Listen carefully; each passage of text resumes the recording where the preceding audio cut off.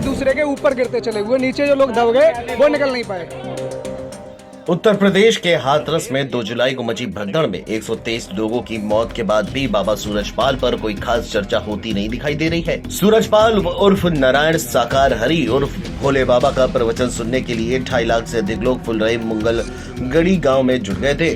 सिकंदरा मऊ से 2 जुलाई की दोपहर करीब 2 बजे मची भगदड़ ने लोगों की जान ले ली तो फिर बाबा के प्रवचन पर सवाल उठने लगे, लेकिन सरकार, प्रशासन से लेकर के विपक्ष तक कोई भी भोले बाबा के खिलाफ कुछ भी बात करता नहीं दिख रहा है। सूबे के मुखिया योगी आदित्यनाथ से लेकर विपक्षी दल समाजवादी पार्टी के राष्ट्रीय अध्यक्ष अखिलेश यादव तक भोले बाबा के खिलाफ कोई बयान देते नहीं दिख रहे हैं। ऐसे में बहुजन समाज पार्टी की मुखिया मायावती ने अलग ही लाइन ले ली है। उन्होंने सीधे सीधे भोले बाबा पर निशाना साध दिया है। इसका असर पश्चिमी यूपी से लेकर के राजस्थान, मध्य प्रदेश, पंजाब, हरियाणा तक के पिछड़े दलित तबके तक दिख सकता है।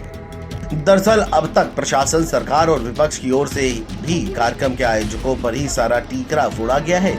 इस मामले में भोले बाबा के सेवादार और सिकंदरा मऊ सत्संग कार्यक्रम के आयोजन देव प्रकाश मधुकर को दिल्ली से गिरफ्तार कर लिया गया है। हालांकि भोले बाबा की घटना में संलिप्तता पर चर्चा गहरा गई है। इस बहस को मायावती आगे बढ़ाती दिख रही हैं। मायावती ने धर्म के नाम पर आडंबर और प्रपंच फैलाने वालों के खिलाफ जबरदस्त तरीके से निशाना साधा। बसपा प्रमुख इस हमले से अपनी राजनीतिक जमीन को मजबूत करने की कोशिश करती दिख रही हैं। साथ ही घटना के पीड़ितों के साथ दिखने की भी उनकी कोशिश है। लोगों में ऐसे पाखंडी बाबा और धर्मगुरुओं के चक्कर में न पड़ने की अपील भी मायावती की ओर से की गई है।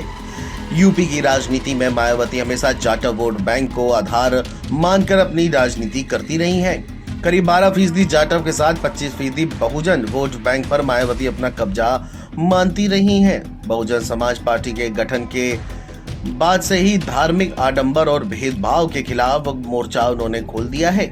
ऐसे में जाटव समाज से निकलकर धर्म की पिच पर अपना अलग स्थान बनाने वाला सूरजपाल सिंह जाटव उर्फ भोले बाबा मायावती को बिल्कुल भी रास नहीं आया। पिछले दिनों ही में सूरजपाल के संबंध में सपा और भाजपा के कुछ नेताओं ने इसे बेहतर रहे हैं। ऐसे में मायावती मानती हैं कि जाटव समाज का ये धर्मगुरु उनके राजनीतिक मार्ग की बाधा है, इसीलिए मायावती का करारा हमला उन पर हुआ है। मायावती ने पिछले साल में लगातार बहुजन समाज की राजनीति को आगे बढ़ाने की कोशिश करती दिखी है। हालांकि 12 के बाद से पार्टी का ग्राफ लगातार नीचे गया है। भारतीय जनता पार्टी और समाजवादी पार्टी ने बसपा के वोट बैंक में सेंधमारी की है। इनमें दोनों पार्टियां सफल भी रही हैं। ऐसे में मायावती बहुजन समाज के बीच धार्मिक आडंबरों का विरोध कर अपनी राजनीति को आगे बढ़ाने की कोशिश करती दिख रही हैं। इस क्रम में उन्होंने जब भाजपा और सपा की धर्म वाली राजनीति पर सीधे तौर पर हमला शुरू किया है। मायावती का लक्ष्य 2027 का विधानसभा चुनाव है। इसके लिए वह राजनीतिक जमीन को तैयार करने की कोशिश करती दिख रही है। भाजपा और सपा को धर्म की पिच पर घेरने का उन्हें बेहतर मौका दिया है। साथ ही जाटा समाज को भी संदेश देने की कोशिश कर रही है। उनके हित के बारे में केवल बसपा ही सोच सकती है।